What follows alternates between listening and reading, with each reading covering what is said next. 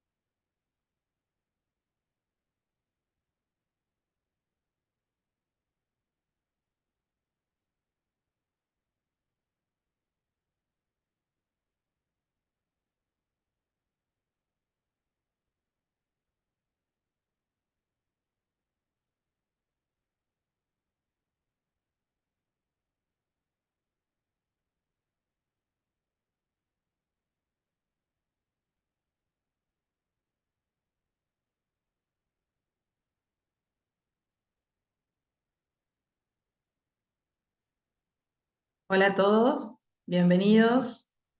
Le vamos dando la bienvenida a todos los que se están conectando. Son las 19 en punto.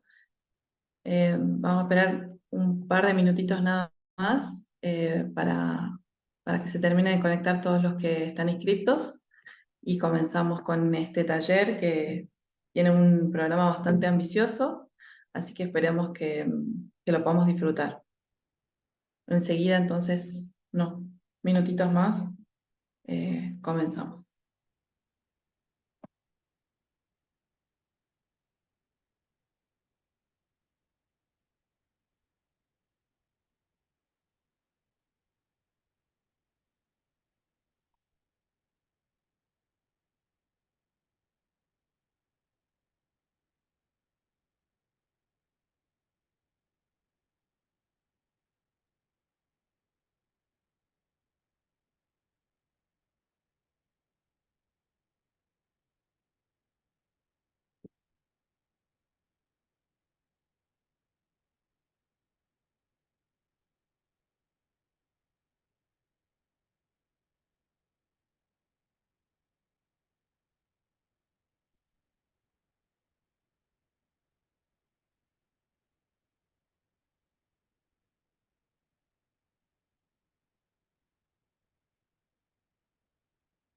Bueno, debido al tiempo y en honra a todos los que se conectaron con mucha puntualidad, estamos con más de 200 conectados.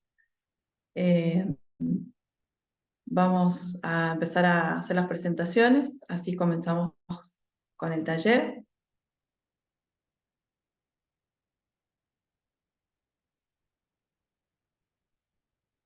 Bueno, mi nombre es Gabriela Orsusa, yo soy médica neuróloga y estoy muy contenta de haber sido invitada por la iniciativa Angels para poder participar en este taller de imágenes. Me gusta mucho compartir esto que hacemos todos los días y espero que les sea útil a ustedes también. Quiero contarles que con nosotros está Mariana Wolf y Alejandro Rossi, que son los representantes y los que nos dan este espacio desde Angels para que podamos compartir conocimiento y mejorar los espacios para tratamiento de ACV, para que haya más lugares y de la mejor manera preparadas para tratar a nuestros pacientes con ACV. Así que les agradezco a Mariana, le agradezco a Alejandro y vamos a hacer este webinar. Tenemos la posibilidad de hacer preguntas y respuestas a través del chat. Vamos a ir empezando con el taller, pero a medida que surjan preguntas, todo lo pueden ir subiendo al espacio de preguntas y respuestas y vamos a ir contestando a medida que avance el webinar, y al final también vamos a tener un espacio para preguntas. Así que sin más, y por esto que les comentaba, que es una agenda bastante ambiciosa, vamos a comenzar entonces con el taller.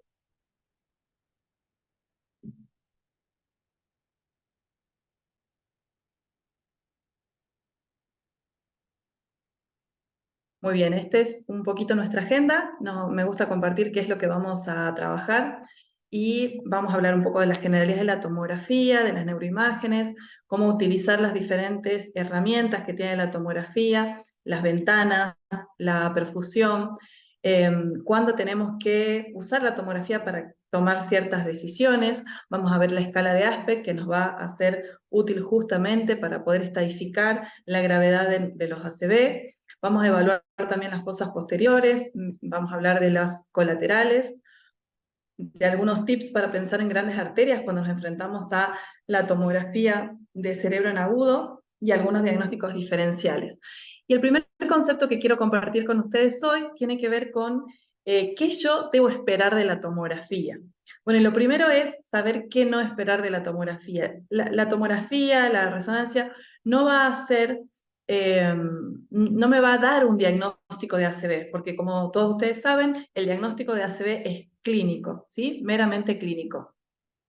¿Qué es lo qué información nos va a dar? Bueno, si se trata de un ACV isquémico, de un ACV hemorrágico, esa va a ser la diferencia fundamental porque sabemos que clínicamente son indistinguibles y para eso nos va a ayudar la neuroimagen. Pero no vamos a pretender de la tomografía en agudo que nos haga el diagnóstico de ACV. El diagnóstico es clínico, un síndrome neurológico agudo, un síndrome neurovascular con un déficit focal muy evidente, de presentación brusca, yo ya estoy frente a la sospecha de un síndrome neurovascular, de un ACV, y la tomografía me va a dar la información de que esto se trata de un ACV isquémico hemorrágico. También me va a ayudar para saber de qué localización estamos hablando, si ya tiene cierto tiempo y yo voy a poder evidenciar en la tomografía ciertas lesiones y voy a saber en qué territorio está.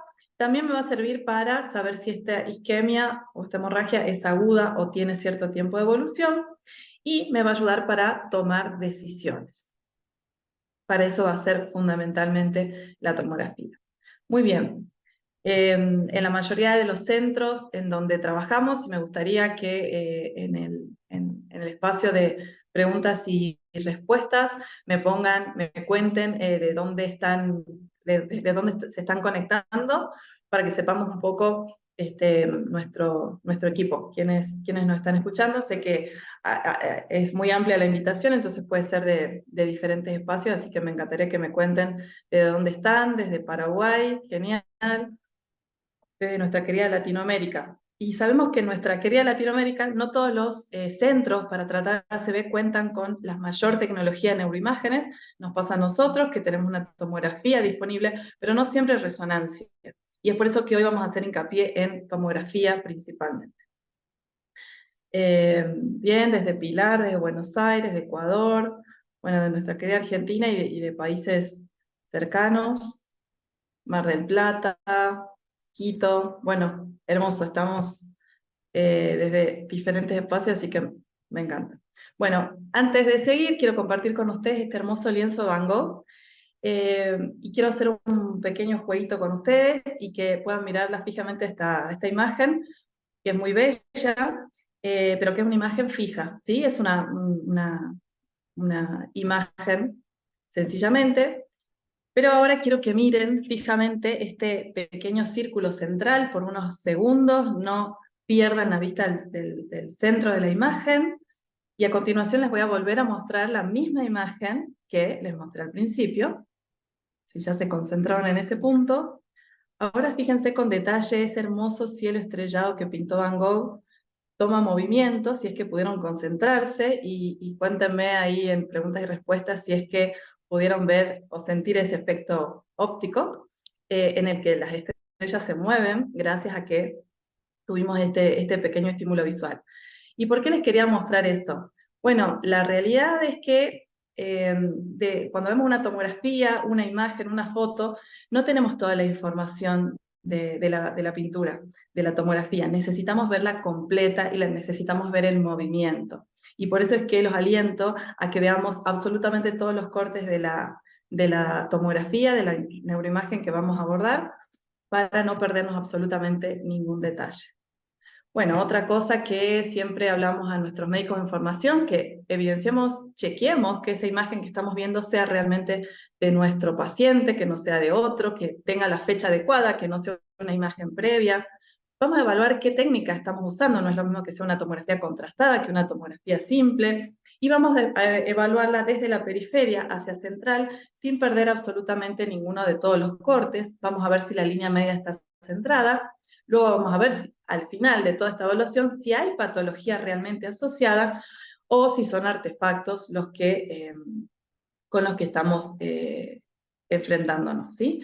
También tenemos que saber de qué tipo de estudio contamos. No es lo mismo que tengamos una imagen de tomografía convencional, en donde va a haber cortes por cortes y el paciente, la camilla se mueve luego de que movemos al paciente y se toma una nueva imagen y se corre un centímetro y se vuelve a tomar una imagen, que puede estar sujeto a ciertos artificios y a cierto movimiento del paciente, a diferencia que si nos encontramos disponemos de un tomógrafo helicoidal, en el que una sola secuencia vamos a poder tomar rápidamente todas las imágenes y vamos a tener mucha más certeza de lo que estamos observando, ¿sí?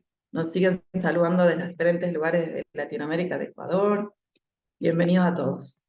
Bueno, siguiendo entonces con esto, también tengo que identificar qué ventana estoy observando. Hay diferentes ventanas. Ventanas de parénquima, que es la que setea automáticamente la tomografía cuando la vamos a observar, pero podemos seleccionar ver la ventana ósea. Y los invito a ver siempre la ventana ósea, aunque perdamos 2, 3 segunditos más, porque pacientes que tienen una ACV pueden caerse y sufrir lesiones óseas, además de pequeños hematomas, que pueden llegar a contraindicar la trombolisis, el tratamiento posterior. Así que siempre mirar la ventana parenquimatosa, la ventana ósea. Hay una fosa posterior que nos permite ver como en más detalle la fosa posterior, pero si yo ya sospecho que mi paciente tiene clínica de territorio vértebro-basilar, ¿sí? Un síndrome vertiginoso, mareo, diplopía, síntomas de pares craneanos, yo voy a tener que observar la fosa posterior con mucho más detalle, pero además tengo que mirar no solamente la tomografía axial, sino que les recomiendo que veamos también los cortes coronales y los cortes sagitales, que nos van a dar más información justamente de cómo está esa fosa posterior. Y ya vamos a ver cómo es esto de ventanear las imágenes. Entonces, yendo un poco a la técnica, nosotros cuando observamos una tomografía, evidenciamos lo que es el coeficiente de atenuación. Y esto está medido por unidad de Hounsfield. Y esto nos habla ni más ni menos que de qué tan gris está la imagen. Y tenemos que saber que mientras más tejido, más compacto sea, vamos a tener más densidad en la tomografía, por lo tanto lo vamos a ver más hiperdenso, más blanco, por lo tanto en el máximo de unidad de Hounsfield va a estar el hueso, y mientras menos tejido tengamos, va a ser más hipodenso. Por lo tanto, el agua tiene 0 unidades Hounsfield, mientras que el aire es lo que absolutamente no tiene ningún tipo de tejido, y por lo tanto estamos en menos 100 para la grasa, menos 1000 para el aire. Entonces vamos a encontrar que la sustancia blanca va a estar entre 20 y 40, o sea, alrededor de 30 unidades Hounsfield, la materia gris alrededor de 40, porque tiene más concentración de cuerpos neuronales, por lo tanto va a ser más densa esta sustancia gris, mientras que la sangre coagulada va a estar alrededor de 60 unidades Hounsfield a 70. Y esto nos va a dar mucha información cuando tenemos dudas en las densidades de nuestro parénquima. Y vamos a ver cómo las podemos analizar. Ahí vemos, ¿sí?, un cuadrito donde el hueso es lo que más densidad tiene y la grasa, el agua, es lo que menor tiene. Como decíamos, la sustancia blanca tiene entre 30, sustancia gris 45 aproximadamente, y la sangre entre 60 y 70. ¿Cómo puedo saber cuántas unidades Hounsfield tiene más allá de la visión del ojo entrenado? Bueno, todas las consolas, todos los software para ver tomografía tienen una pantallita, una barrita de herramientas que se llama Tools o herramientas, y vamos a buscar una herramienta que se llama ROI, que es la región de interés, ¿sí? El ROI. que es un circulito, como ven acá, y lo vamos a poder posicionar sobre la lesión que querramos medir. Y automáticamente nos va a decir, acá en promedio, como dice mi software, por ejemplo, es cuánto medía el área y el promedio de unidad de Hanfield, min, y me dio de 68. ¿Se acuerdan que les dije que alrededor de 60 era sangre? Y si estaba por arriba de eso, bueno, tenemos que pensar que puede ser alguna calcificación. Si yo tengo una lesión y no sé si es sangre, sustancia gris, sustancia blanca o calcio, entonces midiendo la unidad de Hanfield voy a tener cierta información. También me va a servir esto de ROI para medir la densidad de las arterias, ¿sí? Voy a poder ubicar mi ROI sobre una arteria que yo voy a ver espontáneamente hiperdensa y voy a poder conocer la cantidad de unidades de Hanfield que tiene y voy a sospechar si está trombosado o no, porque va a estar más cercano a 60 que a 40. ¿Sí? Voy a moverlo de esta manera y voy a saber de qué tejido aproximadamente estamos hablando. Y acá les muestro las diferentes ventanas, ¿sí? La que tenemos a nivel central es aquella que nos setea automáticamente las imágenes, ¿sí? La que es cerebro, y tiene cierto nivel y cierto ancho, ¿sí? Cuando nosotros nos posicionamos sobre la tomografía para observarla, ustedes estarán acostumbrados a ver las tomografías, y si ustedes corren el mouse para la derecha y para la izquierda, para arriba y para abajo, ustedes notarán que cambia el detalle de la tomografía y su saturación. Eso es justamente el ancho y la ventana que tiene la tomografía. De manera que esto nos va a ayudar para saturar la imagen y, por ejemplo, si nosotros quisiéramos ver el hueso, entonces cambiando, aumentando muchísimo el ancho, llegando a 3500, vemos lo que es la ventana ósea. Pero fundamentalmente cuando hablamos de ACV nos va a servir para aumentar la sensibilidad de detección de lesiones de sustancia blanca con esta ventana que llamamos ventana de alto contraste o ventana de stroke. Y necesitamos llegar a un ancho de 30, un ancho de 20 y un nivel de alrededor de 30, y vamos a verlo como más pixelado, ¿no? No es muy anatómica la figura, pero sí vamos a poder notar con mucha mayor sensibilidad si hay una isquemia aguda, cambios agudos. Ya lo vamos a ver en algunos ejemplos. Bien, quiero ver en el chat si no hay alguna pregunta por ahora. Por ahora son todos saludos. Seguimos dando la bienvenida a todos.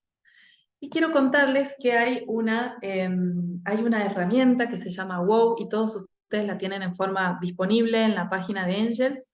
Si no están logueados, aprovechen a hacerlo después de la charla, loguearse en Angels Initiative, y de esa manera van a poder acceder a un montón de capacitaciones. Una de ellas tiene que ver con toma de decisiones, con imágenes, y este programa que se llama WOW es un entrenamiento con una cantidad, digamos, muy importante de tomografías, una base de datos de tomografías donde ustedes van a poder observarlas, ver qué alteraciones pueden detectar, dar sus respuestas, y al final van a tener la devolución de cuáles fueron las patologías que tenían los pacientes, y de esa manera hacerse el ojo a la tomografía. Porque la realidad, los que quizás no son neurólogos especialistas o no se han dedicado a ver imágenes todo el tiempo, a veces nos enfrentamos a desafíos para decidir si hay cambios agudos o no, y el hecho de observar y observar imágenes nos va a ayudar a tomar esas decisiones. En esta herramienta de WOW van a poder cambiarle el ancho y el nivel a las ventanas. Fíjense que la imagen a la izquierda es la estándar, y a la derecha lo hemos cambiado para poder ver como en más saturación con este sistema de ventanas la ventana de stroke. Bueno, ¿cuáles van a ser entonces utilidades que tengamos en relación con la tomografía? Como ya dijimos, nos va a poder detectar cualquier tipo de sangrado, porque el sangrado en la tomografía es fácil de ver en agudo, porque es hiperdenso, y si detectamos con unidad de Hanfield sabemos que está alrededor de 60, no hay mucho lugar a dudas. Y cualquier tipo de hemorragia en la tomografía contraindica la trombolisis cerebral. ¿Sí? Sangrados agudos como hemorragias subarachnoideas o hematomas, no vamos a poder trombolizar a nuestro paciente, vamos a ver ejemplo. Otras cosas que vamos a ver en la tomografía, bueno, si hay desviación ocular, aunque clínicamente uno ya lo puede evaluar, entonces quizás con la tomografía lo confirma. Podemos encontrar el signo de la arteria cerebral hiperdensa y cambios tempranos y el cálculo del aspecto. Vamos a ver entonces ¿Qué es lo que necesitamos para trombolizar? Bueno, lo que necesitamos para poder hacer una decisión de trombolisis en nuestros pacientes es tener lo ideal es tener una tomografía de cerebro normal, sin ningún tipo de cambios de hipoatenuación y por supuesto sin ningún tipo de sangrado. Esa es la imagen ideal. Y ahora les voy a mostrar un video de lo que sería una tomografía normal.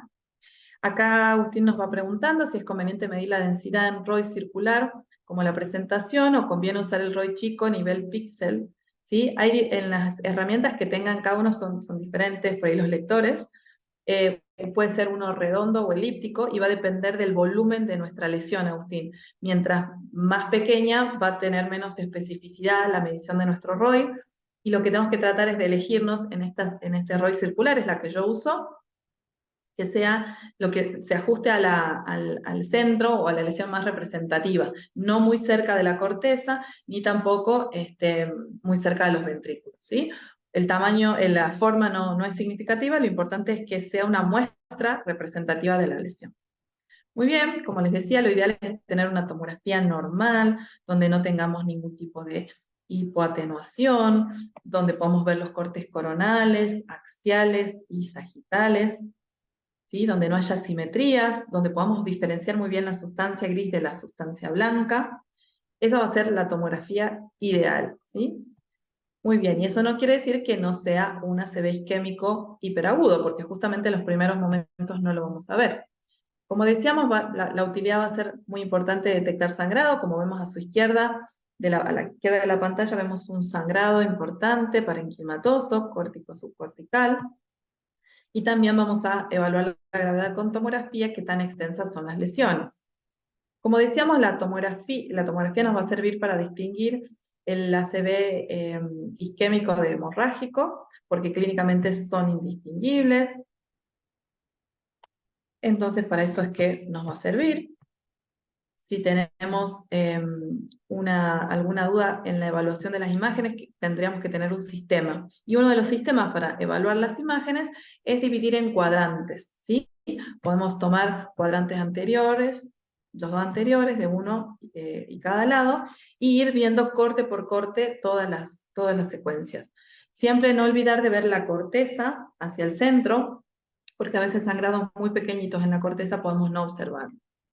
En este caso, por ejemplo, es evidente un sangrado cerebral, un ACV hemorrágico lobar, y si podemos medir las unidades de Hanfield, acá tenemos entre 60 y 70, por ejemplo. A no confundir, a no asustarse cuando vemos imágenes espontáneamente hiperdensas en el centro de los ventrículos o en los ventrículos laterales, que son muy comunes las calcificaciones de los plexos coroideos, y eso, por supuesto, no va a contraindicar bajo ningún concepto la trombolisis. Hay sangrados pequeñitos, profundos, no solamente en la corteza, como decía recién, en los espacios subaracnoideos, sino también a nivel profundo. Y si yo tomo cortes tomográficos muy anchos entre uno y otro, quizás no observo en detalle estos sangrados, por lo tanto es recomendable hacer cortes muy estrechos entre sí, si pueden ser de 0,5, sería lo ideal. Como les decía, hemorragias son ideas de la convexidad, corticales, a veces están dados por por traumatismos por TEC, traumatismo de cráneo, o también cuando hay situaciones por ahí no tan frecuentes como el síndrome de vasoconstricción cerebral reversible, puede asociarse a sangrados cerebrales de la convexidad en los espacios subaracnoideos y eso contraindicaría la trombólisis. Muy bien. ¿Qué otras cosas podemos encontrar en una tomografía que nos contraindique el tratamiento de reperfusión? Bueno, primero, si con la imagen pensamos ya en otra patología, si es un tumor, pensamos en abscesos y obviamente si hay sangrados. En esta imagen, como verán, tenemos una lesión que está hiperdensa, redondeada, pero a la vuelta tenemos edema, una imagen hipodensa que representa justamente edema perilesional. Y otra lesión de similares características de edema vasogénico a nivel contralateral. Entonces ya no estoy pensando en un cuadro neurovascular agudo. Como ustedes sospecharán, ya estoy pensando en alguna lesión tumoral o metastásica. Algo que tenemos que tener en cuenta son los sangrados por contragolpe. Muchas veces los pacientes después de una ACV inclusive pueden tener traumatismo, se golpean, y como vemos en la imagen central, vamos a ver un cefalohematoma por fuera de la calota, tenemos edema, el clásico chichón, Y a nivel justamente contralateral, podemos encontrar un pequeño sangradito a nivel del espacio subdural, que si nosotros no nos tomamos el detalle de ver todas las imágenes, puede pasar desapercibido, y esto podría convertirse en un gran sangrado subdural, perdón, y complicar el cuadro del paciente. Así que tener en cuenta si hubo traumatismos. Bueno, las transformaciones hemorrágicas, como ustedes verán, esta imagen ya es un ACV isquémico evolucionado, ya tengo bastante hipoatenuación de mi tejido, pero en el centro tengo imágenes espontáneamente hiperdensas que ya me hacen pensar que hay una transformación hemorrágica. Hasta un tercio de los pacientes que tienen ACV, sobre todo cardioembólico, pueden transformar, hacen un ACV isquémico y luego hacen un ACV hemorrágico transformado, debido a la friabilidad del tejido, o si los pacientes están anticoagulados, pueden aparecer estas complicaciones, pero hay muchos casos en los que yo no evidencio digamos, progresión clínica del cuadro y igualmente veo transformación hemorrágica. O sea que hay que tener en cuenta, aunque los pacientes sean asintomáticos, puede haber esta transformación hemorrágica. Estos casos son evidentes, pero para representar lo que son los hematomas extradurales y subdurales.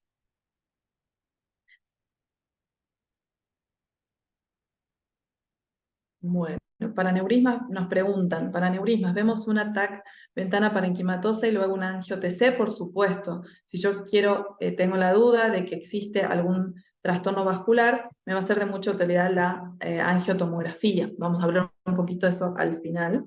Acá tenemos hematomas, pero ya evolucionados, pacientes que tengan hematoma subdural crónico, en pacientes alcohólicos o añosos, pueden tener estos cuadros y reagudizan su clínica cuando hay una reagudización del sangrado también. Cuando son bilaterales, los hematomas a veces no generan asimetrías en las ventanas, así que a tener mucho cuidado de sospechar un ACV isquémico cuando una tomografía aparenta normal, y hay hematomas subdurales subagudos que tienen la misma densidad del parénquima, entonces hay que ser muy minucioso en observar las corticales, que los surcos corticales lleguen hasta la periferia y que no estén obturados por un hematoma subdural subagudo o crónico. También podemos encontrarnos con tomografías de hemorragia subarachnoidea, como es el caso de estas dos imágenes, en donde todos los surcos los vemos ocupados, la línea interhemisférica, el valle silviano, los vemos ocupados por sangre, por imágenes espontáneamente hiperdensa. Este es un caso de un paciente que tuvo un TEC grave y, como verán, tienen hematomas en la parte frontal, pues donde más podemos observarlos, y este paciente también vino a la guardia de nuestro hospital con síntomas neurológicos focales, neurovasculares agudos, parecía, con una hemiparesia derecha y trastornos del lenguaje. Cuando hicimos esta tomografía, como ustedes verán, encontramos un aumento en la señal en este espacio subdural del lado izquierdo, y fíjense el cefalomatoma que tenía del otro lado, ¿sí? Por contragolpe tuvo un sangrado, y de ninguna manera vamos a pensar que esto es un ACV isquémico, y mucho menos de trombolizarlo, ¿sí? Como vemos acá, incluso vemos asimetría de los ventrículos con desplazamiento de la línea media, con un sangrado importante. Este es otro ejemplo de daño por contragolpe. Tengo un traumatismo frontal y una hemorragia contralateral. Bueno, como decíamos, pues, diagnósticos o enfermedades que me hagan sospechar que esto no es un ACV, tumores, abscesos, cuando haya heterogeneidad en las imágenes, yo tengo que sospechar que quizás esto no se trata de un ACV isquémico agudo, sino que tiene que ver con algo, con otra patología, ¿sí? Con algo de mayor tiempo de evolución. Muy bien. Vamos a ver algunas imágenes de situaciones en las que podemos enfrentarnos a lesiones espontáneamente hiperdensas. ¿De qué se trata? Bueno, se trata de aquellas tomografías en las que yo no administré contraste, medios de contraste, pero observo aumento en la señal, ¿sí? Parece sangre, porque parece que está contrastado, pero yo no administré ningún tipo de contraste, entonces lo primero que tengo que pensar es que es un sangrado. También pueden ser calcificaciones, algunos tumores hipercelulares como el linfoma o el melanoma pueden aparecer de esta manera, espontáneamente hiperdensos. Si son muy redondeados, con límites muy definidos, y sobre todo si hay edema periférico, tengo que sospechar que esto se trata de una lesión tumoral y bajo ningún concepto voy a trombolizar. Esta otra imagen, como ustedes verán, tiene mucha más densidad las imágenes, ¿sí? Las veo mucho más blancas y yo ya ahí sospecho de calcificaciones. ¿Qué estructuras se suelen calcificar con el tiempo? Las malformaciones arteriovenosas. Así que a pensarlo cuando encontremos este tipo de imágenes espontáneamente hiperdensas, como en nido de gusanitos, tengo que pensar en una malformación arteriovenosa. Bueno, hay varios simuladores, hay varias enfermedades que van a dar síntomas parecidos al ACV, pero que no son ACV. Con la tomografía puedo descartar algunos, pero a veces no, porque sigo teniendo una tomografía normal, como es el caso de la epilepsia, pacientes que tengan una crisis convulsiva quizás muy importante generalizada, después del evento pueden quedar con parálisis en la mitad del cuerpo y yo sospechar que se trata de un ACV. Con una tomografía no puedo definir ese diagnóstico diferencial. Lo mismo puede pasar con un brote de esclerosis múltiple o con un paciente que tenga una crisis de migraña, que va a tener síntomas neurológicos focales, deficiencias y a posteriores la migraña. ¿Sí? En estos casos voy a encontrar una tomografía normal y voy a necesitar de otra información clínica quizás para salir de duda o eventualmente una resonancia. Muy bien, vamos entonces ahora sí a los cambios indirectos que podemos encontrar ante una tomografía. ¿Y cuándo hablamos de cambios indirectos? Los vemos específicamente cuando el paciente no ha transcurrido más de 6 horas de evolución de su cuadro, suelen hacerse más manifiestos después de estas 6 horas y ya va a empezar a haber hipoatenuación, ya voy a ver hipodenso miparénquima lesionado. ¿Por qué? Porque se va a lesionar la célula, va a haber un daño citotóxico, va a entrar líquido dentro de la célula que se va a destruir, que va a sufrir apoptosis, va a sufrir necrosis, pero ¿qué es lo que voy a observar? Bueno, voy a observar la densidad de agua. Va a entrar más agua a la célula, entonces lo que yo veía gris, lo voy a ver cada vez más oscuro, más hipoatenuado, más hipodenso. ¿Sí? ¿Cómo podemos diferenciar un edema de una isquemia en la imagen? Emiliano lo vamos a ver en unas diapositivas más adelante. Te prometo que vamos con eso. Bueno, ¿cuáles son los signos indirectos que le decía? Bueno, son las cosas que nos van a orientar a que si yo no hago algo, si yo no trombolizo, si yo no reperfundo el cerebro, se va a terminar de generar una isquemia. Y los más frecuentes son la falta de diferenciación entre la sustancia gris y la sustancia blanca. Como ven en este esquema, la sustancia gris, la corteza, como es mucho más densa, lo veo más hiperdensa, a diferencia de la sustancia blanca, que tiene más agua y menos cuerpos neuronales, que la veo más hipodensa, ¿sí? Más oscura.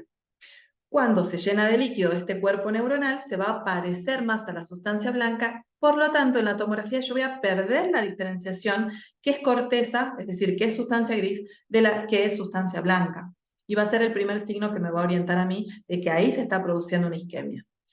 Entonces, voy a perder la diferenciación entre lo que es la ínsula, que es lo que van a ver acá, o los ganglios basales, ¿sí? Lo que es tálamo, lenticular y caudado, ya no lo voy a poder diferenciar en sus límites en relación a la sustancia blanca.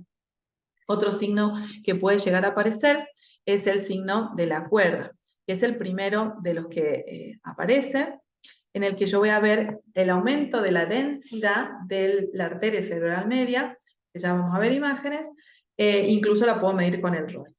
Todos estos síntomas, estos signos de cápsula interna, signos de ganglios basales, signos de ribete insular, son todos signos representativos fisiopatogénicamente de esto que les explicaba, de la falta de diferenciación entre la sustancia gris y la sustancia blanca, de manera que vamos a ver algunos ejemplos. En este, que es el primero que yo les explicaba que aparece, es el signo de la arteria hiperdensa. ¿Alguien me puede decir en el chat o en la cajita de preguntas, ustedes ven alguna asimetría, alguna patología en esta imagen que les muestro? ¿Podrían decirme si es derecho o izquierdo? Me voy a abrir mi cajita de preguntas a ver si tengo alguna respuesta. Ustedes saben, cuando vemos una tomografía, todo lo que está a nuestra izquierda es la derecha del paciente y todo lo que está a nuestra derecha, ¿sí? Es la izquierda del paciente, ¿no? O sea, lo vemos como desde los pies al paciente a la tomografía. De manera que si ustedes ven una lesión del lado derecho de la imagen, es el lado derecho del paciente, ¿sí? Derecho, derecho. Bueno, hay un gran consenso. El signo de la cuerda derecho, bueno, espectacular. ya vienen súper filosos, coincidimos, ¿sí? Como ustedes verán, a nivel derecho, del valle silviano derecho, transcurre la arteria cerebral media derecha. Y la vemos mucho más hiperdensa en relación al contralateral. Lo que me está hablando que por esa arteria está circulando mucho más lento la sangre o directamente está impactada, por lo tanto hay un coágulo a ese nivel. Esto me está hablando de que, bueno, justamente tengo una CVD en ese territorio y que es una gran arteria la que está obstruida, entonces tiene indicación de trombolisis y yo descarté todas las contraindicaciones tomográficas o por interrogatorio, perfecto.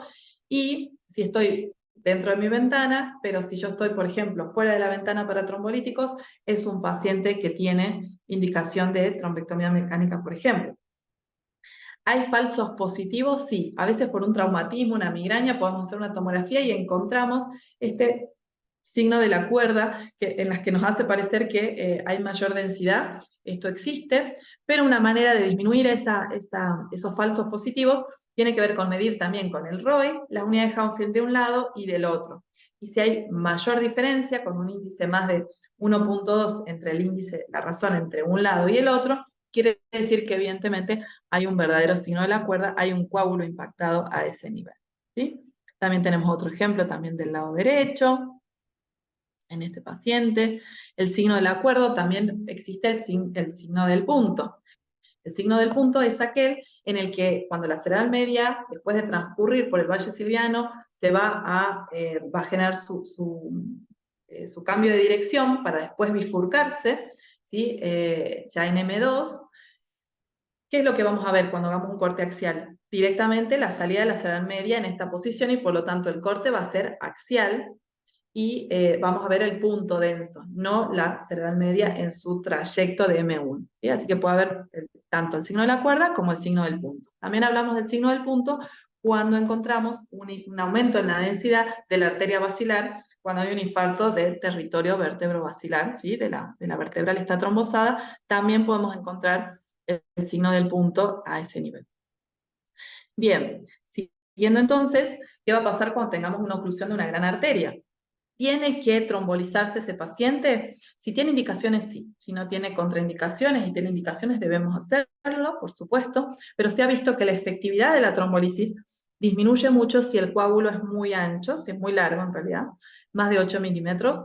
Por lo tanto, en esos casos voy a indicar la trombolisis si está indicada, pero voy a alertar, si tengo la disponibilidad de trombectomía mecánica, al equipo de hemodinamia para poder hacer a continuación, en caso que el paciente no revierta los síntomas, a continuación de la trombolisis hacer la trombectomía. Muy bien, les muestro esta imagen y me van contando si notan algún cambio, alguna diferencia entre una arteria y otra. Les quería hacer el jueguito sin mostrarles todas, pero se me pasó el dedo. Pero bueno, la diferencia entre estas dos imágenes es la que setea naturalmente la tomografía, todos los sistemas, que es la ventana parenquimatosa. Y a nuestra derecha vemos la misma tomografía, pero saturada en ventana stroke, ¿sí? Con un ancho de ventana de 30 y un nivel de 20. Y fíjense que existe alguna diferencia, ustedes me dirán de qué lado ustedes ven los cambios indirectos, esta falta de diferenciación entre sustancia gris y sustancia blanca. Me pueden ir contestando por acá. Me habían dicho que del lado derecho, pero esto fue recién. Del lado derecho. Bueno, como les decía, cuando nosotros vemos una tomografía, ¿sí? Nosotros estamos viendo desde los pies al paciente. Por lo tanto, si yo veo, digamos, a la izquierda de la pantalla, yo voy a hablar que es el hemisferio derecho del paciente y contralateral. ¿Qué es lo que voy a ver en este paciente? Bueno, en la primera imagen a veces cuesta ver la diferencia entre una simetría y el otro, pero como bien pueden observar ustedes, cuando saturo la pantalla, veo mucho más hipoatenuado el lado derecho, ¿sí? Hay pérdida de diferenciación, como ustedes están diciendo perfectamente, Vanessa, Marco, demás, vemos falta de diferenciación entre las diferentes estructuras de los ganglios basales. Por lo tanto, es de bastante utilidad ver primero el parénquima, seteado la ventana parenquimatosa, sospechamos de acuerdo a la clínica, vamos a apuntar a observar qué lateralidad tiene el paciente, eso obviamente nos va a ayudar, y después saturamos la ventana para poder observar con mayor sensibilidad. ¿Sí? Como decíamos, bueno, esta pérdida en la diferenciación la vamos a notar en este caso del lado derecho. Fíjense que la ínsula, como vemos del lado derecho, no se ve tan claramente lo que es corteza, lo que es sustancia gris, a diferencia con el lado contralateral, ¿no? Con el lado izquierdo. Este es un ejemplo ya con un zoom, en donde vemos que del lado derecho no vemos lo que se llama ribete insular. ¿Qué es el ribete insular? Ustedes saben que la ínsula, este pequeño lobulillo que tenemos en la profundidad de nuestros hemisferios, tiene ciertas abollonaduras, ¿sí? Ciertas irregularidades, que son las circunvoluciones corticales. Pero ¿qué sucede cuando se infarta en los primeros estadios? Al llenarse de agua, se hincha y entonces pierde, como si fuese una pasa de uva que la hidratamos, pierde estas irregularidades y se hace redondita. De manera que va a perder todo este ribete y lo vamos a ver redondito y encima vamos a ver falta de diferenciación entre corteza y sustancia blanca, por lo tanto lo vamos a ver como se ve en el lado izquierdo de la pantalla, sin ningún tipo de diferenciación. Este es un claro signo de la ínsula dañada, del ribete insular. Mientras que al lado derecho de la pantalla vemos que tiene su ribete y tenemos la diferenciación claramente. Cuando saturamos la imagen, cuando vemos en ventana de stroke, vemos con mucho más detalle no solamente la falta de surco, sino también la falta de diferenciación entre sustancia gris y sustancia blanca. Muy bien. Sigamos entonces con algún otro signo indirecto. Acá tenemos no solamente la ínsula, la que puede tener estas características de falta de diferenciación, sino que también podemos verlo en la corteza, por ejemplo, de los lóbulos frontales, lóbulos parietales, temporales, podemos ver esta falta de diferenciación. La cápsula interna, que la vemos como este pequeño boomerang rojito, ¿sí? Como ustedes verán en el hemisferio derecho de nuestros pacientes, no solamente ya vemos falta de diferenciación, sino ya está medio hipoatenuado, o sea que ya debe llevar unas cuantas horas nuestro paciente con un trastorno vascular, pero no podemos diferenciar, como en el lado izquierdo, este pequeño boomerang representando la cápsula interna, que son estas fibras de sustancia blanca, porque ya la isquemia ha generado todos estos cambios. Muy bien, los ganglios basales, que son sustancia gris, también perdemos la diferenciación, o sea, dejamos de ver con claridad el caudado, o el putamen, o el tálamo en relación a la sustancia blanca. Este signo también es bastante frecuentemente de ver, que es el signo del lenticular evanescente, ¿sí? El lenticular es este pequeño ganglio basal que nosotros vemos acá en forma de pirámide, y si se animan me dicen de qué lado estaría evanescente, si es del lado derecho o del lado izquierdo.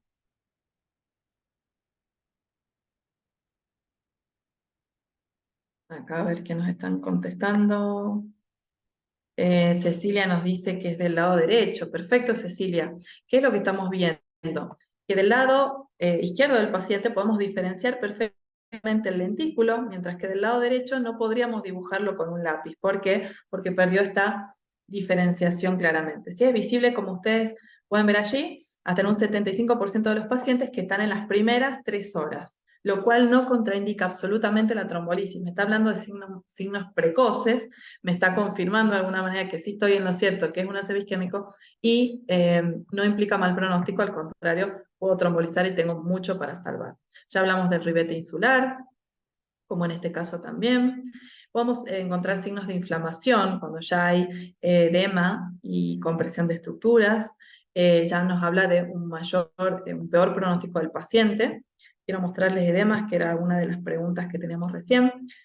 Como verán, fíjense esta imagen, en la primera son las primeras horas después de una isquemia, y en la segunda, fíjense que ya está evolucionado, tiene 24 horas. Este paciente ya ha perdido la simetría en la línea media, está desplazada, tenemos compresión del ventrículo, el cual la asta frontal izquierda ha desaparecido, no vemos diferencia entre sustancia gris y blanca, tenemos compresión de los surcos, no vemos ya ningún surco, por lo tanto estamos frente a signos de inflamación, de daño de edema citotóxico, y esto está generando daño secundario, está dañando otras estructuras, y ya nos empieza a hablar de que podríamos estar enfrente de un ACV maligno, y eso, por supuesto, es de peor pronóstico. Y acá va la respuesta de quien nos preguntaba sobre los diferentes tipos de edema.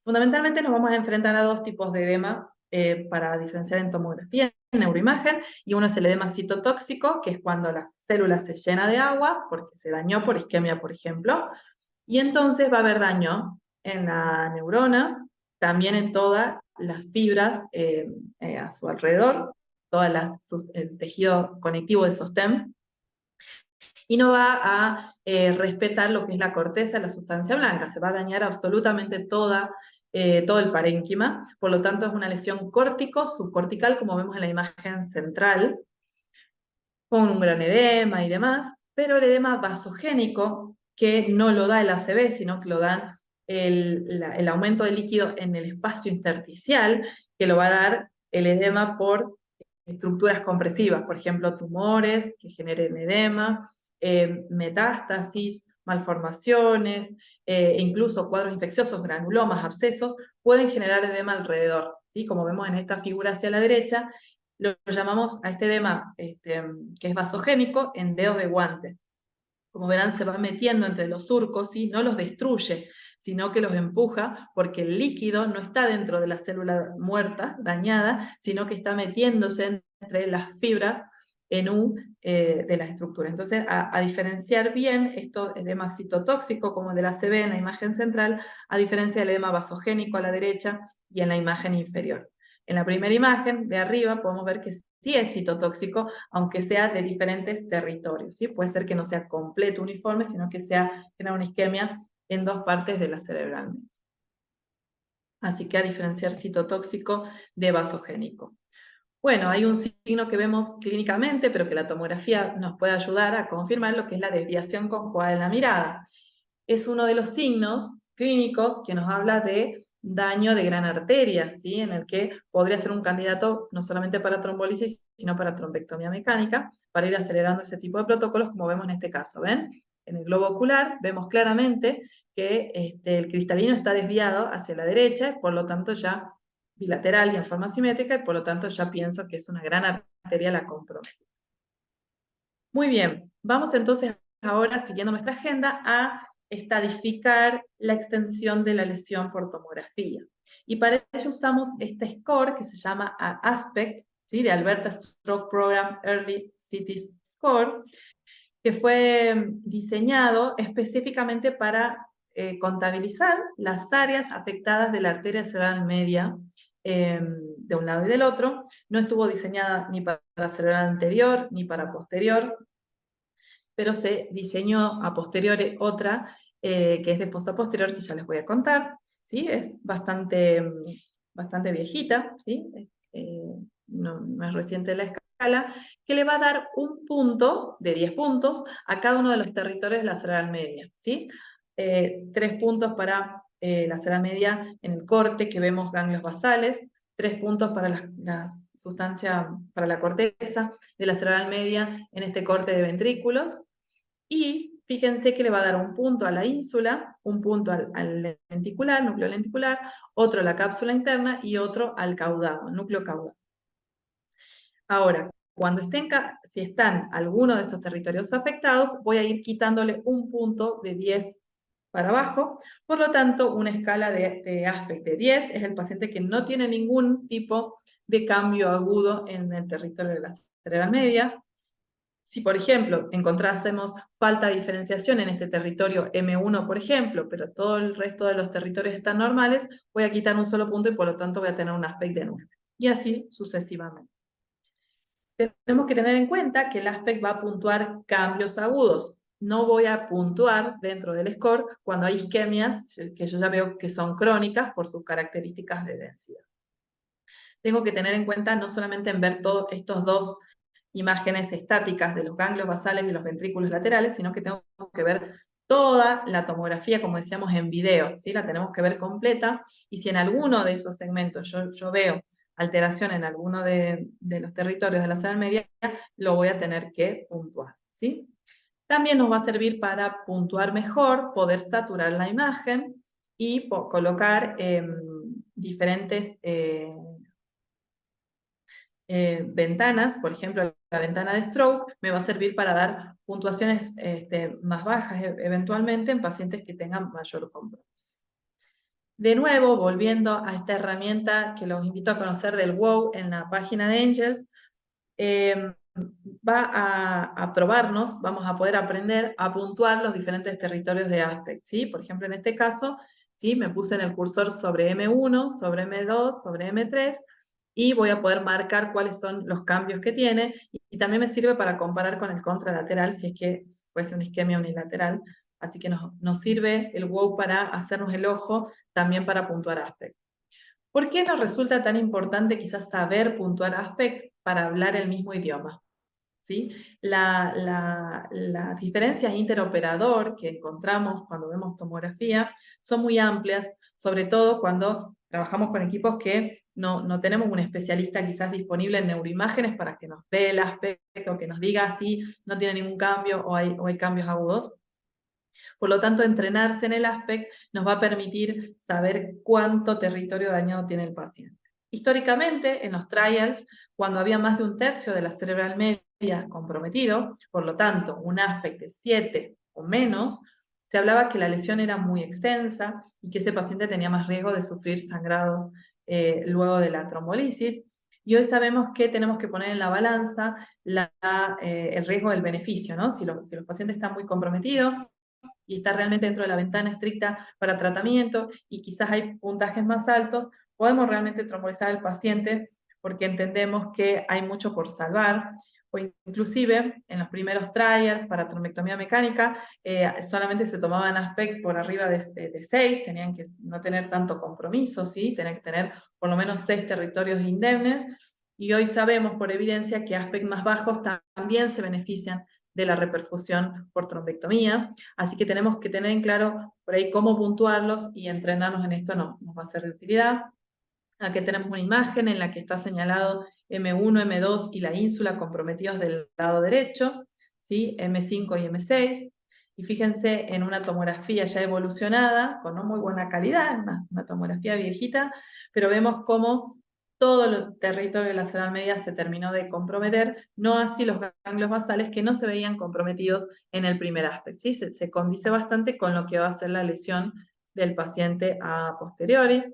Lo mismo que ustedes verán en este caso del lado izquierdo, la ínsula izquierda, y M2 están señalados como hipoatenuados, como cambios agudos para el aspect, por lo tanto tendríamos 2 puntitos menos, por lo tanto sería un aspect de 8. Y fíjense en la evolución del paciente, solamente la ínsula es la que terminó de infartarse y no tuvo tanto compromiso como el caso anterior. Como les decía, también se diseñó un aspect P, que es un aspect modificado que nos permite darle puntos a las estructuras de la fosa posterior, y es de bastante utilidad porque no son pocos los pacientes que hoy vienen con afecciones de fosa posterior, y muchas veces por el tipo de sintomatología lamentablemente no son detectados en los primeros filtros de triage en las guardias, y por lo tanto es muy importante entrenarnos también en infartos de fosa posterior. Veamos entonces el puntaje que se le da: 1 punto para cada hemisferio cerebeloso, 2 puntos para la protuberancia, 2 puntos si estuviese afectado el mesencéfalo, y 1 punto para cada tálamo y cada territorio de la cerebral posterior. Punto igual hasta 10, y voy a ir restando un punto cuando esté afectado. Ahora bien, vamos a hablar un poquito de los territorios vasculares para entender un poco la fisiopatogenia. ¿Por qué me sirve a mí conocer qué territorio se afectó, qué arteria? Porque me va a hablar un poco de la causa y también de la extensión, ¿sí? No es lo mismo que se haya afectado un pequeño territorio profundo de la cerebral media y que quizás es una arteria lacunar la que se afectó, y por lo tanto la fisiopatogenia es muy específica, a diferencia que si yo tengo un infarto de la cerebral media derecha y un infarto de la cerebral anterior izquierda, en la que seguramente tengo algún mecanismo cardioembólico, y yo lo voy a buscar exhaustivamente para poder anticoagular al paciente, ¿sí? Para poder anticoagular. Como ven en los diferentes colores, acá tengo en verde el territorio de la arteria cerebral anterior, bilateral. También tengo, a ver si puedo puntuar acá la cerebral anterior de un derecho e izquierdo, la cerebral media de un lado y del otro, y las dos cerebrales posteriores. Y en ese caso, si estuviesen las dos comprometidas, ¿verdad? Bien, acá tenemos también, como veríamos en diferentes secuencias, el territorio de la arteria cerebral media, la anterior y la posterior, y a no olvidar los diferentes territorios del territorio vertebrovascular, ¿sí? Como vemos, la arteria cerebelosa superior, la pica, la aica y la arteria basilar, que va a transcurrir en la parte anterior de la protuberancia. Muy bien. Vamos a comparar también, no solamente el territorio, sino la extensión. No es lo mismo que se obstruya una arteria a nivel proximal que a nivel distal, cuando ya dejó sus ramas en el parénquima y pudo perfundir ese sector. Por ejemplo, si se infarta la arteria cerebral media, en este caso del lado izquierdo, no es lo mismo que se tape a nivel proximal que se tape a nivel distal cuando ya dejó las ramas para los ganglios de la base, ¿sí? Si ustedes se fijan en detalle, la imagen más grande, la que está a nuestra izquierda, y ya se la señalo, vemos un extenso compromiso de toda la cerebral media, ¿sí? Hasta incluso los ganglios basales. Por lo tanto, ¿ustedes qué sospechan? ¿Se tapó una arteria proximal o distal de la arteria cerebral media? ¿Qué me cuentan? Proximal, nos dice Vanessa, por supuesto, ¿sí? A diferencia del lado derecho, en la que fíjense, yo tengo comprometido un gran, extenso territorio de la cerebral media izquierda, con incluso transformación hemorrágica, como verán, pero los ganglios basales están indemnes. En este caso yo ya sé que dejó las perforantes y se tapó a nivel distal de la cerebral media. Perfecto, están todos de acuerdo que es proximal. ¿Sí? El primer caso, el segundo es distal. Este otro caso fue bastante desafortunado, y cuéntenme ustedes qué territorios ustedes sospechan que están afectados en este caso. Era una paciente de más de 80 años, en la que vino ya con deterioro del sensorio y que tenía una hemiparesia derecha severa, tenía trastornos del lenguaje. Cuéntenme en el chat qué encuentran. Acá dice clave cerebral media y cerebral anterior, exacto, pero déjenme decirles que no solamente se tapó la cerebral anterior izquierda, dice con la arteria cerebral media, sino que también se tapó la derecha, ¿sí? Se taparon las dos cerebrales anteriores y la media. Y esto probablemente tenga que ver con un accidente anatómico que tenga la paciente, en la que hay ausencia de la parte proximal de la arteria cerebral anterior del lado derecho, por lo tanto, se irriga por una muy buena comunicante anterior desde la carótida izquierda, que le provee la circulación. En este caso, tuvo un desenlace fatal por la extensión que tiene el infarto. Hay otros hallazgos acá, como ustedes verán, tiene un signo de la cuerda, ¿sí? Tiene la arteria cerebral media derecha bien hiperdensa, y acá hay una pequeña transformación hemorrágica también, como ustedes verán, ¿sí? Todo eso podemos ver en esta imagen. Este es un infarto para darles ejemplos de territorio vertebrovascular, de la cerebral posterior derecha, de la pica, de la arteria posterior inferior del lado derecho. Por lo tanto, tengo que ir a investigar cómo está la vertebral derecha, a ver si hubo una disección o es una cardioembolia. A diferencia de esta pequeña lesión que yo veo en cerebelo derecho en forma de cuña, que podría ser cardioembólico o que podría tener que ver con una embolia arterioarterial desde la vertebral o de la cerebelosa superior directamente. Bueno, esto es para recordar un poquito los territorios, ¿sí? Si yo veo infartado el cerebelo y segmentos del bulbo raquídeo, yo tengo que pensar que la que se tapó es la pica, la arteria posterior inferior. La aica es cuando es lateral, relacionado ya a la altura de la protuberancia, pero si es superior y medial, yo tengo que pensar en la arteria cerebelosa superior. Este es un caso de la bibliografía, y tengo que tener en cuenta que no siempre es unilateral el infarto, a veces tengo compromiso bilateral, y este fue el caso de un paciente que tenía trastornos de la conciencia, fundamentalmente, no se despertaba, y esto estaba dado porque había un infarto no solamente de la arteria cerebral posterior derecha, como verán acá, sino también de los dos tálamos. Y esto está dado por una variante de la arteria de Percheron, que es única y que al taparse va a infartar la parte medial de ambos tálamos, cuya función principal tiene que ver con esto de la vigilia. Así que podemos encontrar alteraciones de la conciencia cuando hay infarto de la arteria de Percheron. Estos son ejemplos también del territorio vertebrovascular. Fíjense que ya está muy hipoatenuado, fíjense que está totalmente edematizado. Son pacientes que no son buenos candidatos para trombolisis por la extensión y el tiempo de evolución que seguramente tienen estos casos. Y hablando de tiempo de evolución, vamos entonces con esto del tiempo de evolución. Hay veces que, decía Dr. House, everybody lies, todo el mundo miente. Y tenemos que ser muy cuidadosos, muy precavidos, no desconfiados, pero sí precavidos, cuando tenemos que saber a qué hora fueron los síntomas, porque eso va a definir nuestra conducta terapéutica. Y hay veces que los familiares, nos ha pasado, tratan de disimular que pasó mucho tiempo desde la presentación de los síntomas porque pueden sentir culpa de no haberlo traído antes al paciente, ¿sí? Entonces tenemos que, y encima estamos en la emergencia y rápidamente queremos que nos digan a qué hora empezaron los síntomas, y puede ser un problema.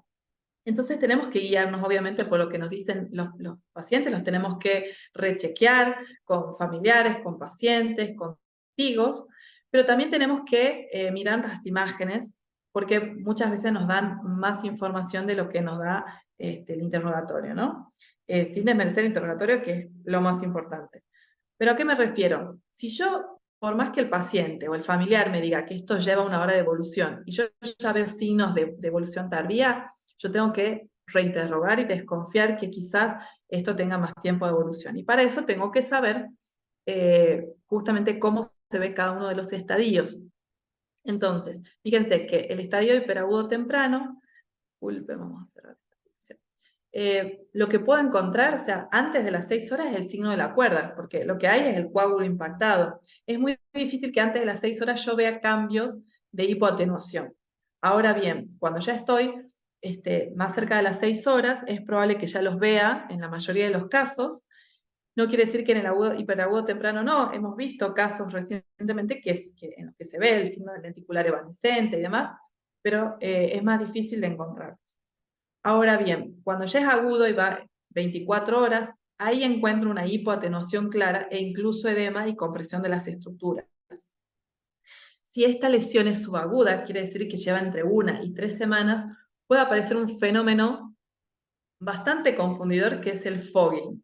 El fogging se da fisiopatogénicamente porque a las 3 semanas los fagocitos empezaron a comerse, la microglía se empezó a comer todo el detritus celular y entonces se llenan de grasa y ese parénquima que estaba hipoatenuado lo veamos hipodenso, ya porque era un infarto agudo, empieza a aumentar la señal porque está lleno de estos macrófagos que fueron a fagocitar el detritus celular y parece esta lesión desaparecer.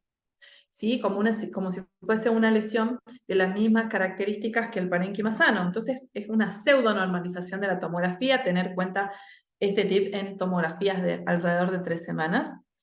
Y el crónico es cuando hay una hipoatenuación clara, pero ya no hay edema, ya no hay compresión de las estructuras periféricas, sino que yo veo al contrario, retracción. ¿Sí? El ventrículo está retraído hacia la cicatriz de la isquemia. Ahora vamos a ver ejemplos de la misma. Fíjense este caso, ¿sí? Hay lesiones que ya están hipodensas y muy marcadas, ¿sí? la hipodensidad, y van a retraer los ventrículos, ¿sí? A diferencia del agudo que los va a comprimir, les va a generar edema.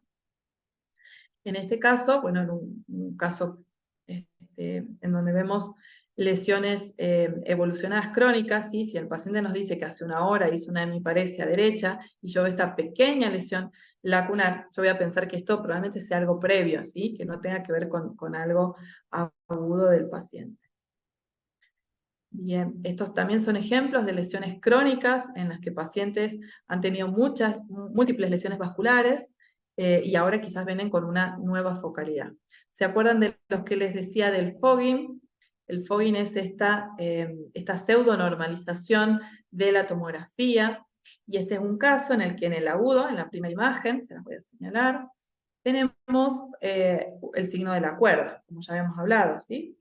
y cuando le hicimos una tomografía a las 24 horas, fíjense que se ve una hipoatenuación, hipodensidad franca de todo el territorio de la cerebral media, con edema sobre las estructuras. Fíjense que si los ganglios basales están indemnes, por lo tanto, como ustedes ya me dijeron, es distal la obstrucción, es seguramente un M2. Pero ¿qué pasó a las 3 semanas? Este paciente lo quisieron anticoagular porque tenía una FA, y en agudo no lo quisieron anticoagular porque tenía mucha lesión, y quizás esperaron un par de semanas y le hicieron esta tomografía, y fíjense que parece haber desaparecido la lesión isquémica extensa que tenía, lo cual es imposible de creer. Pero si le hacemos un estudio contrastado, ponemos contraste a esa misma tomografía, vemos cómo tiene una reperfusión de lujo, ¿sí? Se toma en contraste absolutamente todas estas cortezas que están con necrosis laminar. No es que desapareció la lesión, sino que está llena de estos macrófagos que les decía, que me aumentan la señal en la tomografía.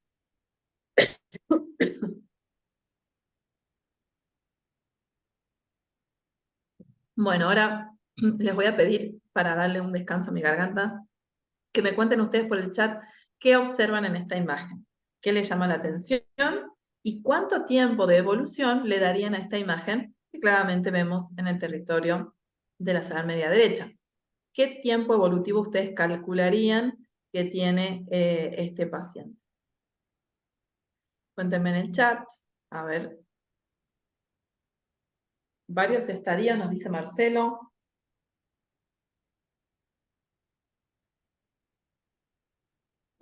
Antes de compartir las respuestas con ustedes, me parece un comentario importante que dijeron, quizás algo que dije medio al pasar y no quedó claro, si es que la reperfusión de lujo se ve con contraste. Está bueno porque no es así. La reperfusión de lujo es un mecanismo en el que yo con una tomografía simple, sin poner contraste, yo veo un aumento en la señal de los surcos corticales, lo veo con más señal. Y eso me habla de que el cerebro está generando un mecanismo de compensación en el que aumenta el flujo y hay más sangre en esa corteza para tratar de evitar mayor isquemia, mayor daño. Es un mecanismo de compensación. Entonces lo voy a ver con, hay más sangre y por lo tanto lo voy a ver más hiperdenso, ¿sí? No necesito poner contraste. Pero en este ejemplo del fogging, yo les había mostrado que se puso contraste para justamente dejar en evidencia la lesión. No es que no existe. ¿Por qué toma contraste la lesión? Justamente porque hay reperfusión de lujo, porque hay más vasos abiertos y porque además hay necrosis laminar.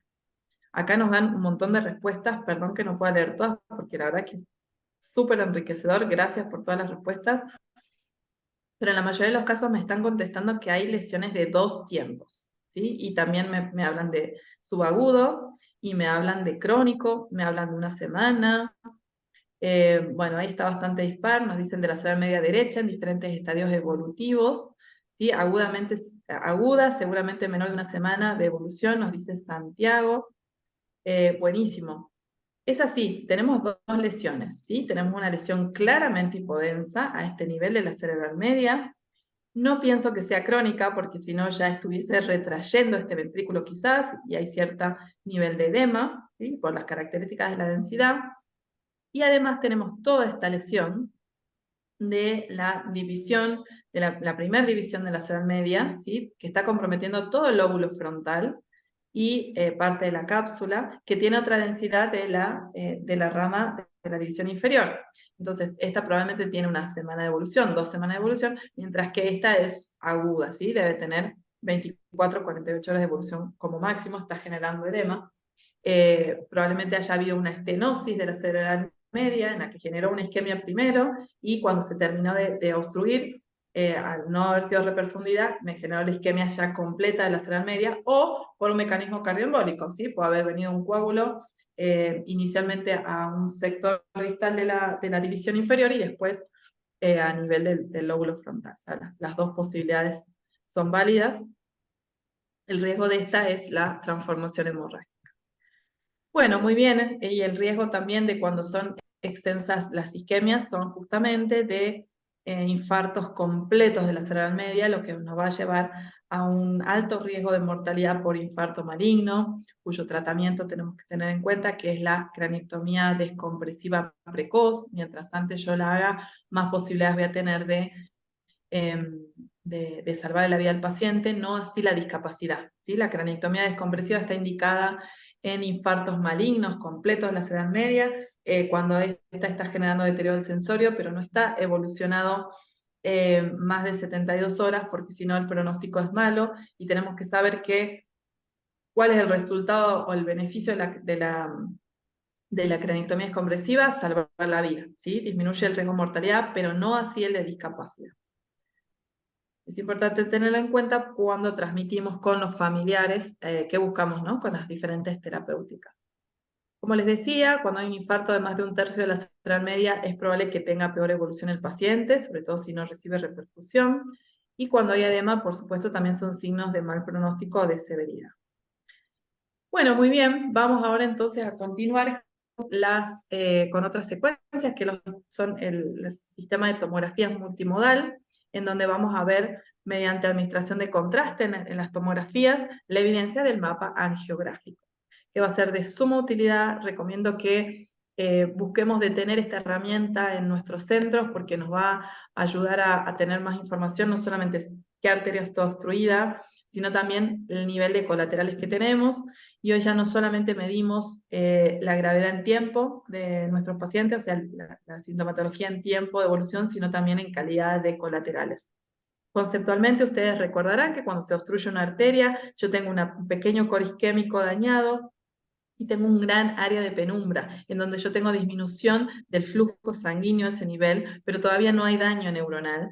Por lo tanto, si yo reperfundo al paciente, voy a lograr que el daño sea mínimo del core, pero no sea tan extenso como la penumbra. A diferencia que si yo dejo la libre evolución del paciente y no reperfundo, esa gran penumbra se va a convertir tarde o temprano en una gran necrosis.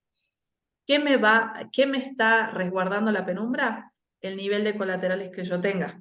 La cantidad de colaterales aguanta, para decirlo de alguna manera coloquial, me va a permitir, me da el tiempo para que yo pueda reperfundir esa arteria, ¿sí? Pero las colaterales van a agotarse tarde o temprano y van a generar que, justamente si no hay reperfusión, voy a tener mayor daño de necrosis. Una manera de conocer por imágenes cuál es el área de penumbra dañada es conocer el volumen sanguíneo cerebral, el tiempo de tránsito y el flujo sanguíneo cerebral. Como ustedes ven en este gráfico, yo tengo manera de conocer mediante estos parámetros de volumen de sanguíneo cerebral, el flujo sanguíneo cerebral, si estoy hablando de core isquémico o de penumbra, ¿sí? Cuando hay un infarto definido, hay un marcado descenso del flujo cerebral a ese nivel, no hay sangre. Pero cuando estoy hablando de la penumbra, ¿qué es lo que se ve más manifiesto? El tiempo de tránsito, o sea, está enlentecida la velocidad en la que pasa la sangre por ese territorio, ¿sí? Justamente por la obstrucción proximal que tiene y porque está tratando de recibir de las colaterales. Por lo tanto, lo que yo voy a encontrar en la penumbra es este tiempo de tránsito aumentado. O sea, quiere decir que pasa más lentamente la sangre a través del nivel, ¿sí? Por lo tanto, está incrementado el tiempo de tránsito, ¿sí? Se demora más tiempo en pasar la sangre y como no hay isquemia todavía, el flujo cerebral no está ausente, ¿sí? Todavía tengo flujo cerebral y de esa manera yo puedo entonces diferenciar qué es un core isquémico de lo que es la penumbra, ¿sí? Hay software de inteligencia artificial que me van a medir justamente con índices muy específicos de qué volumen estoy hablando, de área hipoperfundida y qué área es el del core isquémico, y me va a permitir tomar decisiones justamente si va a ser buen candidato para trombectomía, si va a ser un buen candidato para desobstruir una gran arteria. Y lo que yo les decía de las colaterales va a ser información muy, muy valiosa, porque sabemos que si el paciente tiene buenas colaterales, es decir, abrió colaterales para tratar de perfundir esa área de penumbra, y yo llego a tiempo y voy a desobstruir ese vaso para dejar descansar esas colaterales, yo voy a tener la posibilidad de que ese paciente quede sin tanta discapacidad. Pero ¿qué pasa si ese paciente no generó colaterales? Ese paciente generó isquemia en el momento 1 y no voy a tener tanta hipoperfusión y voy a tener mucha isquemia de principio. Por eso es que es muy valiosa la información de las colaterales. Hay diferentes scores que nos pueden hablar justamente de la calidad de estas.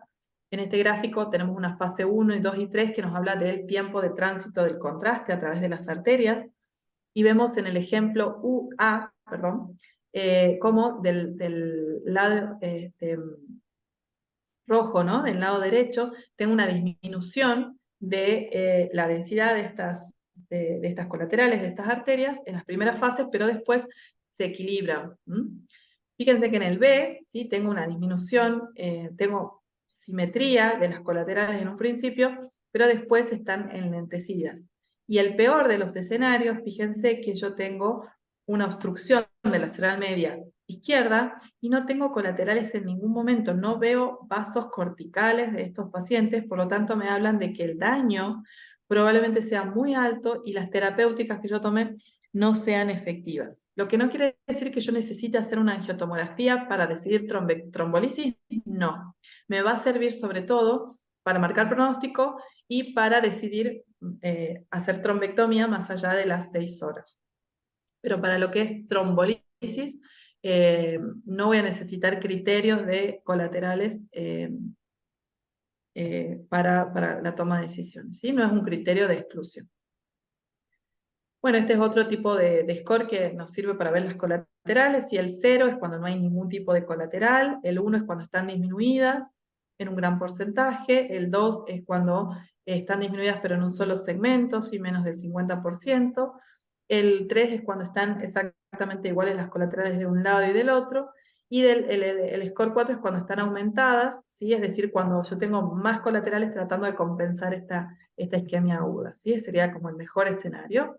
Acá vemos también cómo ahí puede haber más o menos colaterales en diferentes gráficos, pero quería contarles casos, que va a ser por ahí lo más enriquecedor, para que se vayan con un pequeño entrenamiento, y pregunto de paso en el chat, cuéntenme en esta imagen, ¿sí? Primero tenemos una imagen inicial normal del paciente, recibió trombolisis cerebral, ¿sí? Dentro de la ventana de 3 horas, y ¿qué les parece estas 3 imágenes subsiguientes? ¿Qué observan a este nivel eh, del paciente?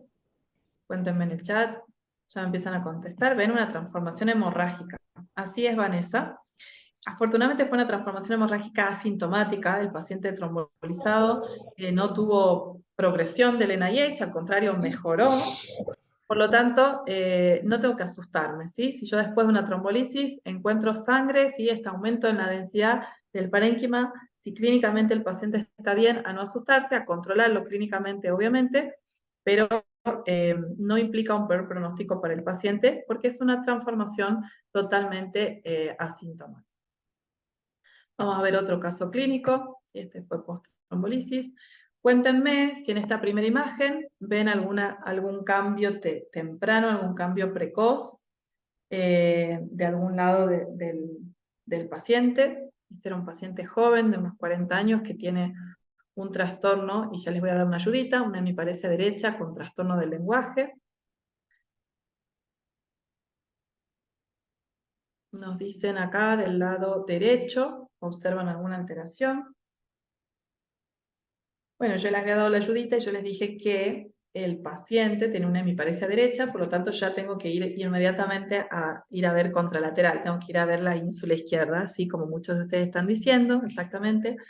La cápsula estaba bien, pero acá hay muchos ojos clínicos abusados y me dicen que la ínsula, ¿sí? Que la ínsula izquierda tenía, sobre todo la parte posterior, si se fijan, vamos a señalarla, tiene unos precoces cambios, ¿sí? En la ínsula izquierda no se observa también la diferenciación entre la sustancia gris y la sustancia blanca, ¿sí?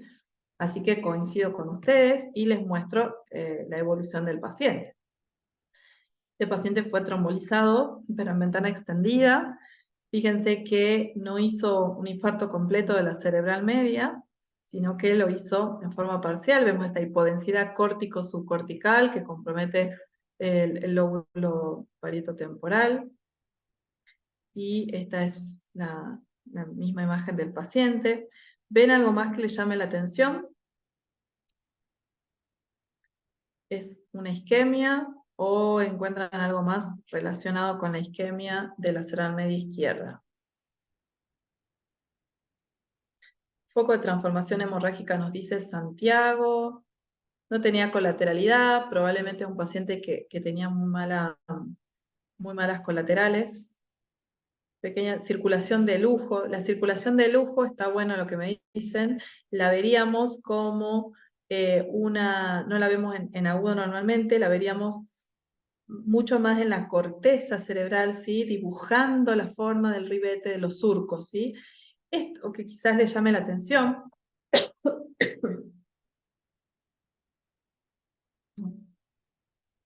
Nos puede generar la duda de que hay un sangrado. Perdón. ¿Puede haber un sangrado? Sí. Y a veces, para salir de duda, nos puede servir el ROI. ¿Y qué otra cosa puede ser esta lesión o esta estructura que no sea sangrado? ¿Se les ocurre algo más?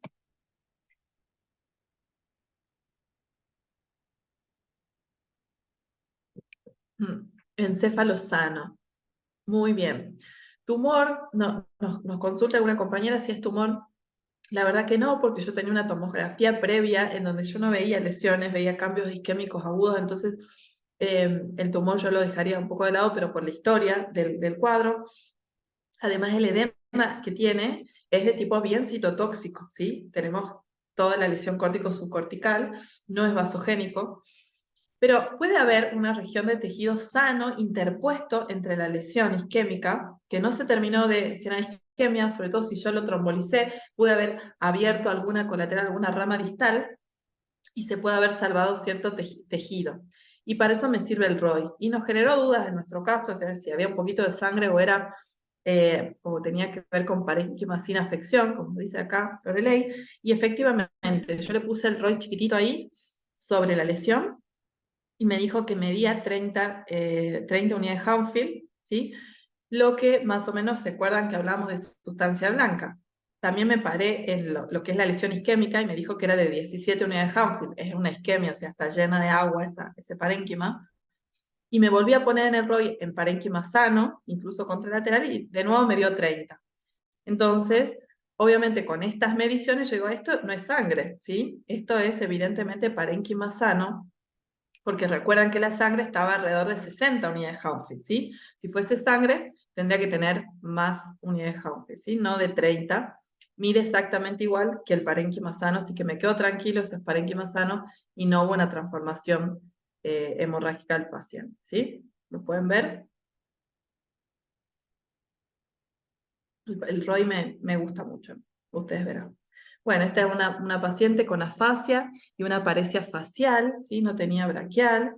Y fíjense en este video, a ver si se puede ver, qué observan, qué les llama la atención, dónde dirían que puede estar la lesión. Cuéntenme ustedes en el chat.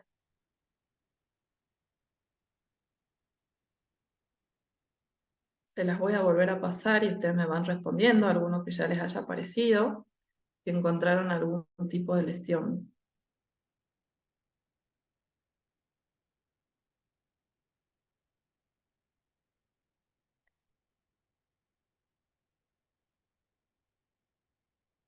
A ver qué nos cuentan en el chat. Nos dice del lado izquierdo, efectivamente, ya la clínica nos va orientando así si es derecho o izquierdo, pero nos hablan del lado izquierdo. Algunos nos hablan de fosa posterior, ¿sí? Pero fundamentalmente nos hablan del lado izquierdo. Déjenme decirles que no fue una lesión de fosa posterior, sino que tiene cambios indirectos en la ínsula. A ver, se los voy a tratar de señalar. Tenemos en la ínsula, en fosa posterior, como es una imagen, claro, esto es lo que están viendo, como es una imagen saturada de ventana de stroke, lo que es sustancia blanca la vemos bien oscura. Y fíjense que de los dos lados, en la fosa posterior, quizás lo que les parece, es la hipoatenuación, pero de la sustancia blanca sana. Acá en la ínsula del lado izquierdo, acá tengo un ribete insular, ¿sí? Espero que lo hayan visto. ¿Ven esto? De los dos lados simétrico, en la parte central es sustancia blanca del cerebelo. Quedamos totalmente tranquilos. ¿Cuándo habría una isquemia de fosa posterior? Cuando está comprometida la cortical, ¿sí? La parte cortical de la fosa posterior del cerebelo. Ahí yo tengo que pensar, no cuando es la parte central exclusiva y sobre todo cuando es ven que es bien simétrica, ahí en ese caso yo no pienso en isquemia a ese nivel. Bien, vamos a ver otra imagen, esta del mismo paciente, pero es una angiotomografía. Y fíjense que ahí tenemos la carótida derecha, pero fíjense que no tenemos carótida izquierda. Y la media está bastante hipoperfundida, pero las distales tienen relativamente buenas colaterales y por eso está perfundiendo el cerebro del lado izquierdo. ¿Y de dónde viene la sangre? Es la pregunta, ¿no? Yo tengo una buena cerebral anterior, ¿sí? Que me está recibiendo sangre por la comunicante anterior y también gracias a ello recibe la cerebral media contralateral, ¿no? Así que, bueno, es importante ver los estudios de angiotomografía también. Este era otro caso, en donde fíjense, es bastante pixelada la imagen. Cuéntenme si ven algún cambio sugestivo de lesión aguda. Los leo en el chat, se las voy a volver a pasar. A ver qué me cuentan.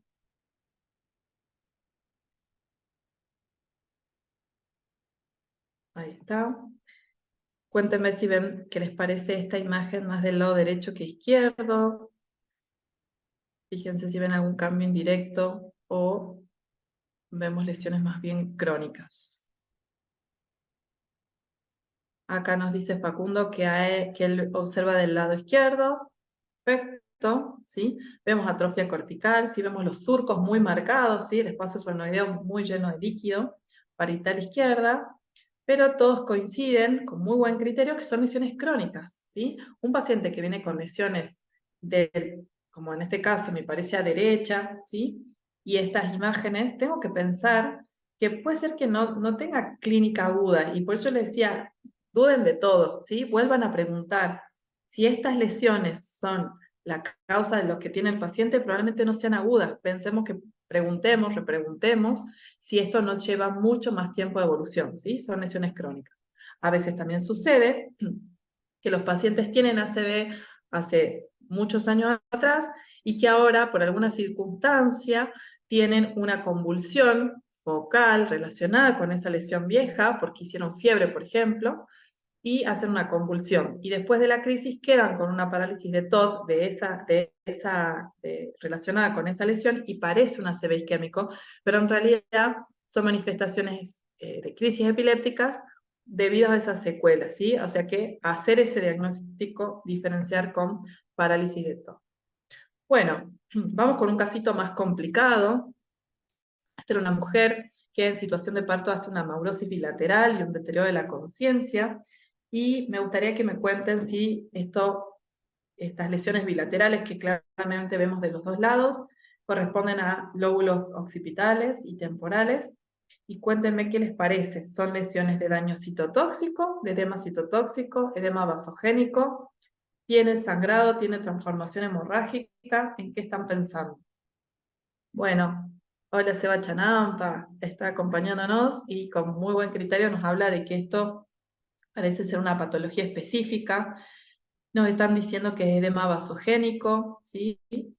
Y hay muchos que están de acuerdo que esto podría ser un PRES, ¿sí? Que es una encefalopatía, ¿sí? Una leucoencefalopatía posterior reversible, en la que yo encuentro edema vasogénico, ¿sí? Yo no pienso cuando veo estas imágenes en ACV isquémico ni agudo, porque está bien hipoatenuado, o sea, tendría que tener mucho más tiempo de evolución, pero fíjense que tiene un edema vasogénico en el que no tengo compromiso de la cortical en todos los casos, ¿sí?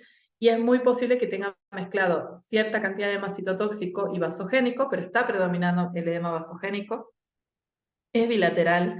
Tengo ciertos espacios de petequiado hemorrágico y tengo que sospechar que, bueno, puede ser un PRES, pero como muchos de ustedes están contando también en el chat, puede ser una trombosis de seno venoso. Y son ambas patologías graves. Se habla que el PRES no es ni tan posterior ni tan reversible. Hay que tratar la causa de base, que puede ser hipertensión, pacientes oncológicos, inmunosuprimidos también lo pueden generar, en el contexto de falla renal e hipertensión.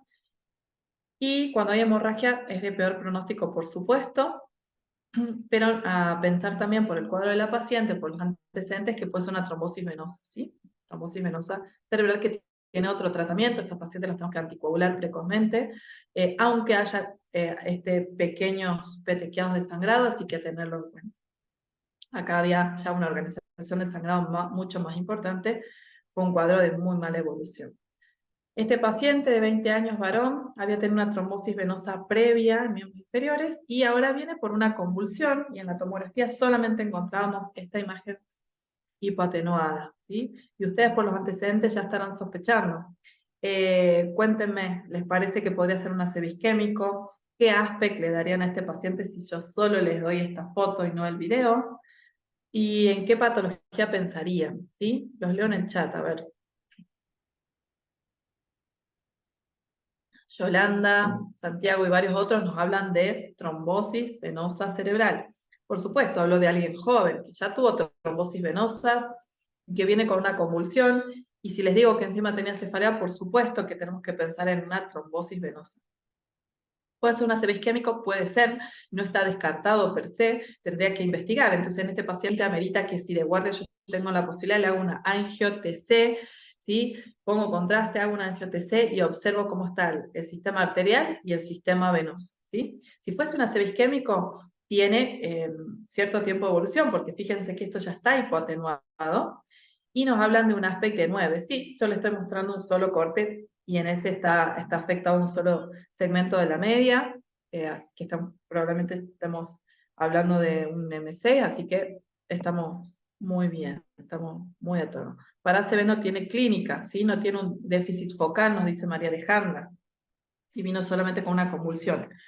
Pregunta, ¿pacientes que tienen, que se presentan con crisis epiléptica, pueden ser un ACV isquémico? Sí, es raro, hay un muy pequeño porcentaje que además del síntoma focal hacen crisis convulsiva, ¿sí? Eso es una realidad, pero la convulsión sola me tendría que hacer pensar en otras patologías más que en ACV isquémico agudo, eso coincido. Una trombofilia, claro, un paciente con una trombosis venosa, por supuesto que tengo que pensar en una trombofilia como posible causa.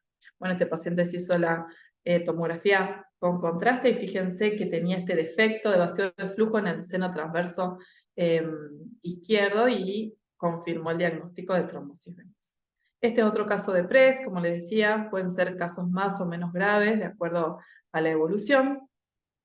Y la verdad que los admiro por estar conectados hasta esta hora. No quería robarles más tiempo, pero bueno, insisto que estas capacitaciones de tomografías tienen mucho que ver con ver muchos casos y practicar y equivocarnos. Así que este programa de Google que tienen disponible les puede servir para hacerse el ojo y de esa manera tener más experiencia en esto.